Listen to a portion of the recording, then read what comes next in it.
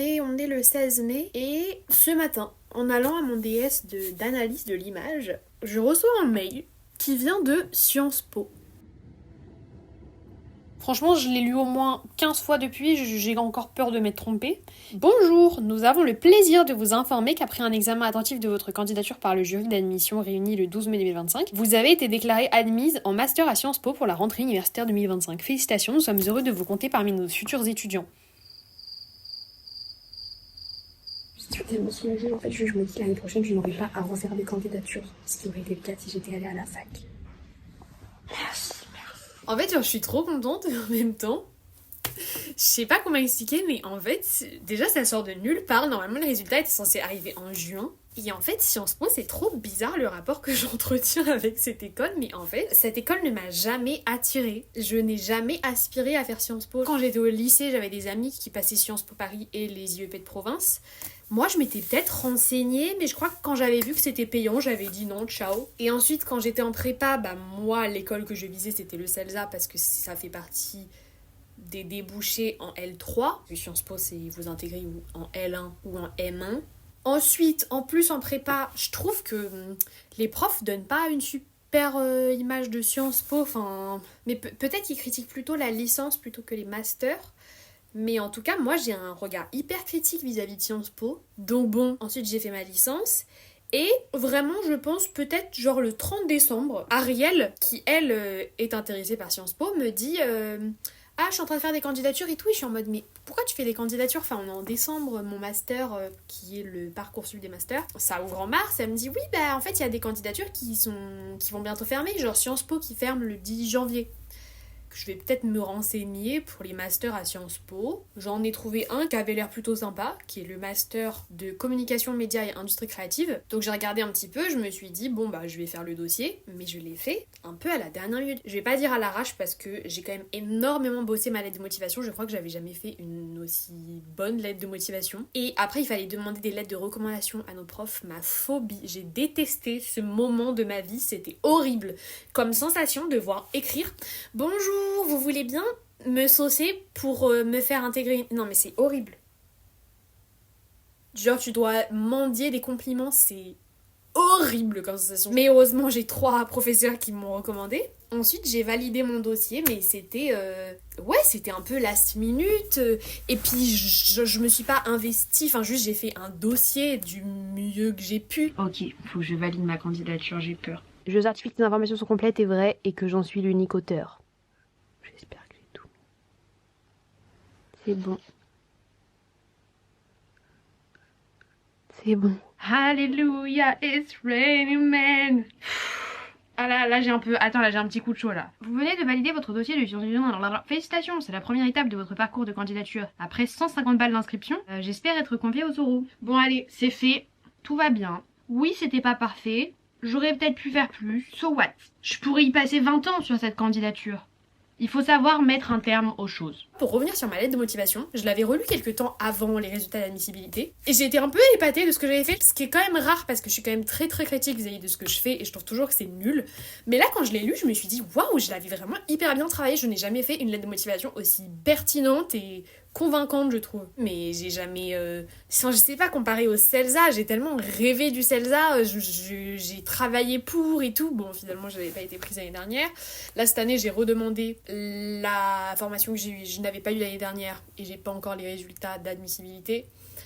Par contre, j'ai aussi demandé un master au CELSA et j'ai pas été admissible. Encore une fois, sans explication, juste je me dis on ne m'aime pas apparemment dans cette école. Mais parce que moi, c'était vraiment le CELSA, Sciences Po Lille, des masters à l'université. En gros. Ensuite, je reçois un mail qui me dit « Vous êtes admissible à Sciences Po ?» et j'étais en mode « Oh, waouh, cool !» Mais rien de fou comme réaction parce que vraiment, je ne sais pas pourquoi ça ne m'a jamais attirée comme école. Après, quand j'ai préparé l'oral, c'est là où j'ai vraiment épluché les catalogues des cours et tout. Et là, quand même, je me suis dit « Ok, j'en rêve pas, mais c'est quand même... » cool comme formation. Il y a plein de cours assez réflexifs et critiques sur le domaine de l'audiovisuel, moi les trucs qui m'intéressent. Ensuite j'ai passé mon oral, c'était horrible. On est mi-avril et cet après-midi je passe mon premier oral pour les masters qui est l'oral de Sciences Po. Mon oral est à 17h, il est 16h10. Qu'est-ce que je fais pour m'occuper pendant 50 minutes? dans 5 minutes je vais me connecter, comme ça je serai en avance. Enfin on nous demande de nous connecter 5 minutes en avance, mais je vais me connecter 10 minutes à l'avance. De toute façon j'ai rien à faire d'autre, donc bon. Ouais c'est bon. L'oral, c'est mon truc. En fait ce qui me saoule c'est que c'est en visio. Je viens de finir. Non mais... Ok, ils étaient super gentils, mais en fait là je pourrais pas dire si j'ai réussi ou pas quoi. J'ai envie de mourir.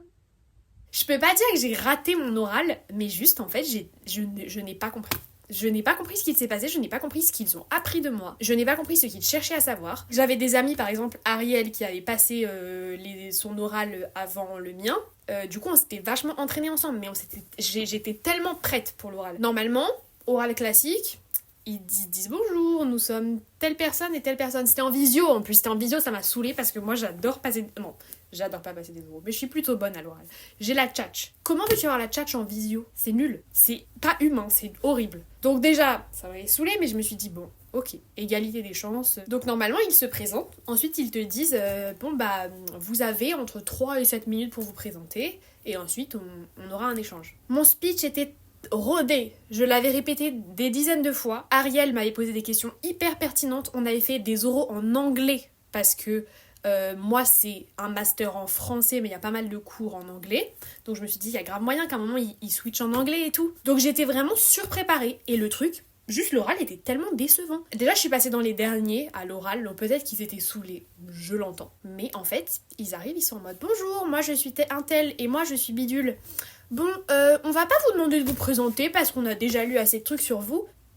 Donc on va plutôt jouer un petit jeu, voilà. Parfois on fait ça, vous en avez peut-être entendu parler. Ah, jouons, c'est vraiment ce que j'ai envie de faire actuellement. Jouons ensemble, ouais. Et on me sort. Alors, petite question. Si vous étiez à un moment de la journée, lequel seriez-vous? Eh bien, je serais probablement le matin. Bref, passez cette question. Je me dis, c'est pas grave. Au début, ils voulaient peut-être me déstabiliser. Ils vont me poser des questions, je sais pas, sur ma chaîne YouTube, c'est pertinent, c'est en lien avec mon projet professionnel. Et là, le mec me dit, vous étiez dans une association écologique au lycée, est-ce que vous pourriez nous en parler? J'ai expliqué ce qu'on faisait en essayant de leur tendre des perches. Je dis que moi, ce que j'adore, c'est le format du documentaire. Je trouve ça super, j'avais tout un argumentaire, pourquoi ça me plaît, ça mêle les cultures populaires, cultures légitimées, etc. Et elle me dit, est-ce que vous avez vu le documentaire d'Inoxtag sur YouTube? Donc je dis oui. Non, je lui dis non. Non, parce que je ne l'ai pas vu, parce que c'était pas très intéressant, mais je dis évidemment, je l'ai pas vu, mais j'ai suivi... tout ce qui a entouré ce documentaire, parce que ça a quand même fait un grand bruit dans la presse. Et après, elle me dit, qu'est-ce qui a surpris vis-à-vis de ce documentaire? Et donc j'ai dit, ce qui est surprenant, c'est que Inoxtag, c'est un youtubeur à la base qui n'a pas de formation journalistique ou de documentaire, et il n'a pas été non plus soutenu par une énorme boîte de production, etc. Et pourtant, il a fait une énorme audience pour sa vidéo, donc c'est intéressant, ça montre que les pratiques de consommation évoluent, enfin bref, j'ai essayé de faire un peu une analyse pertinente, elle a dit oui c'est ça, donc j'étais en mode yes. Et elle me dit en effet, ce qui est étonnant, c'est que c'est quelqu'un qui vient des médias plus récents et qui s'impose dans une sphère qui est plus traditionnelle, on va dire, le cinéma, les longs formats. Et elle me dit, à contrario, est-ce que vous avez un exemple d'une personnalité qui vient des médias plus traditionnels et qui aujourd'hui essaie de se faire une place dans les médias plus récents comme les réseaux sociaux, YouTube. Donc là, je vois ma vie défiler, je suis en mode oui, Jamy de C'est pas sorcier. Il fait même des petites collaborations avec Hugo Décrypte pour décrypter la désinformation. Et elle dit oui en effet, parce que ou sinon peut-être aussi vous auriez pu citer Élise Lucet, j'allais dire Élysée Reclus. Pas du tout, qui se lance maintenant sur les réseaux sociaux après avoir fait des émissions à la télévision. À votre avis, pourquoi elle se lance sur les réseaux sociaux? Donc je lui dis, parce qu'aujourd'hui c'est là que les jeunes s'informent, donc elle va toucher une audience plus jeune, etc. Elle me dit, oui d'accord, mais est-ce que ça suit seulement une logique économique? Donc je suis en mode... Et là, elle me dit, parce qu'aujourd'hui... C'est quoi le gros problème avec les influenceurs? Je crois que c'était ça la question à la base. Donc j'étais là. L'abus d'influence, le fait que c'est un nouveau métier, il faut faire évoluer les législations, mais le métier évolue plus vite que les législations. Mais après elle a un peu élargi. C'est quoi le problème avec les médias actuellement? Et en fait ce qu'elle voulait que je dise, c'est que après j'ai fini par dire, je dis ah la désinformation. En fait j'ai été déçue parce que je pensais que mon oral, comme c'était des gens du master, ça allait être vraiment visé sur ce que je veux faire. Sauf qu'en fait le master est tellement large, communication, médias, industrie créative, qu'en réalité, les 2 personnes qui m'ont entretenue n'étaient pas hyper calées sur moi, ce que je veux faire. Enfin, les industries créatives, ça peut être le cinéma, le luxe, la mode, la musique, la pub. Donc je pense que c'est pour ça que j'étais déçue, mais du coup, quand ça s'est terminé, déjà normalement, quand ils terminent l'oral, ils sont censés te dire « Est-ce que vous avez des questions ?» Évidemment, j'avais prévu mes questions. Non, on m'a juste dit « Bon, bah on est un petit peu en retard, alors merci beaucoup, au revoir. » Donc j'étais juste là en mode ah bah ok, tout ça pour ça. Mais en fait là j'ai essayé de me mettre dans leur tête, genre qu'est-ce qu'ils doivent se dire de moi. Ils m'ont déclaré admissible, ça veut dire que j'ai le niveau académique. Mais est-ce qu'ils ont aimé ma personnalité? C'est fini, mais en même temps ça me saoule parce que je suis juste frustrée. Non mais j'ai tellement aucune idée de là s'ils me disent ok vous êtes admise ou pas. Genre c'était ça leur... En fait c'était pas challengeant, mais ils étaient gentils hein. Le mec, je sais plus comment il s'appelle, il travaille dans le design là, et il m'a fait des recommandations documentaires. En fait, c'était ma seule chance, on verra. Je peux plus changer ce qui s'est passé, on passe à autre chose. Oh my god, j'avais oublié qu'on avait parlé de ça. Ah, c'est horrible. En fait, ce qui est horrible avec les oraux à 17h, c'est que t'as toute la journée pour stresser. Mais au moins, après, l'heure du coucher est proche, donc on peut vite passer à autre chose. Alors que quand l'épreuve est le matin, et qu'après t'as toute l'après-midi pour t'en vouloir. Mais tu sais que ça ira mieux demain matin, mais il faut que la nuit passe par là. Je suis trop déçue de moi parce qu'en fait, c'est pas du tout le format auquel je m'attendais. Du coup, en même temps, j'aurais pas pu mieux me préparer en même temps. Quand j'en ai parlé un petit peu autour de moi, il y a notamment une personne qui m'a dit « Je pense que c'est bon signe. S'ils t'ont pas posé des trucs hyper pertinents, c'est certainement qu'ils s'étaient déjà dit qu'ils allaient te prendre. Et c'était juste un peu une formalité. » Donc peut-être que c'était le cas, mais bon, je n'attendais en tout cas pas les résultats de si tôt. Mais je suis ravie, parce que ça me soulage, parce que je suis en mode bah que j'ai le CELSA ou pas... J'ai Sciences Po, ce qui est quand même trop cool. Si j'ai le CELSA, mais bon déjà, il faudrait que je sois admissible... Moi, je pense que je vais pas être admissible. Je pense qu'ils vont me dire « Nous avons le regret de vous informer que vous n'êtes pas admissible. » Et je me dirais « Bon bah ok, c'est pas grave comme j'ai le Sciences Po, donc je suis rassurée. » Du coup, bah, j'étais ravie, j'ai appelé ma mère dans le métro. Ensuite, j'avais mon DS. Et après, je me suis dit, comme il nous fallait des lettres de recommandation, que j'allais envoyer un mail aux 3 professeurs qui m'ont recommandé. C'est quand même la moindre des choses. Mais quand je suis sortie de la Sorbonne, en fait, je me suis dit, bah en fait, j'ai juste à marcher quelques mètres et je suis dans ma prépa, donc je vais aller les prévenir de vive voix s'ils sont là. Donc je suis ravie, j'ai vu 2 des profs qui m'ont recommandé, ça m'a fait trop plaisir. Et je m'étais juste dit, je passe en coup de vent pour annoncer la nouvelle à ses profs et finalement je suis vraiment restée à discuter 1h15. Du coup si j'ai aussi le CELSA, bah je sais pas. Quand j'ai eu ma mère au téléphone ce matin, je lui ai dit si j'ai le CELSA, je vais au CELSA. C'est vous dire à quel point Sciences Po ne m'a jamais particulièrement fait rêver. Mais après quand j'en ai un petit peu parlé avec mes profs, bah ils m'ont dit vous êtes sûrs, réfléchissez-y quand même. C'est devenu vraiment mes conseillères d'orientation, c'est assez drôle. Mais dans tous les cas, peu importe ce qui se passe, je n'aurai pas à refaire des foutues candidatures l'année prochaine, ce qui était vraiment mon objectif numéro 1, avoir un master pour lequel je suis prise pour 2 ans. Parce que par exemple le master qui suit ma licence, donc je suis en LEMA, le master qui suit c'est le MESEM, il y a peut-être 150 places en M1 et 40 en M2. Donc en fait il faut se réorienter et refaire des lettres de motivation et refaire des projets de mémoire. Non. Beaucoup trop d'anxiété pour moi. Moi là je suis ravie, je vais rentrer à Sciences Po ou je ne sais où. Et en fait je rentre et je sais que quand je ressortirai je serai juste diplômée. Mais merci en fait. Voilà.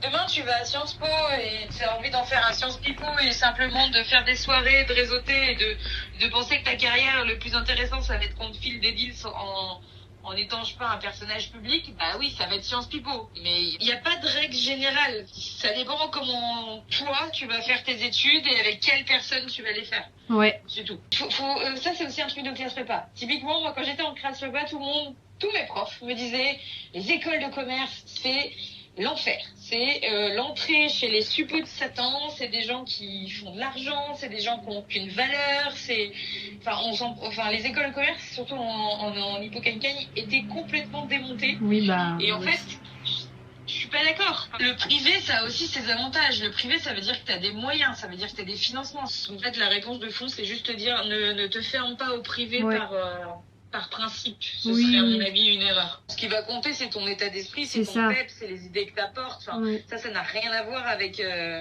ça n'a rien à voir avec quel master tu fais. C'est mardi prochain les résultats d'admissibilité pour le CELSA. Ouais. Donc ça se trouve je serai même pas admissible. Et juste je me dirai bon bah en fait juste cette école n'est pas faite pour moi. Fin du débat, ouais. Voilà. Et si je suis admissible, bah j'irai aux oraux et je vais sur le menton. C'est la Sciences Po.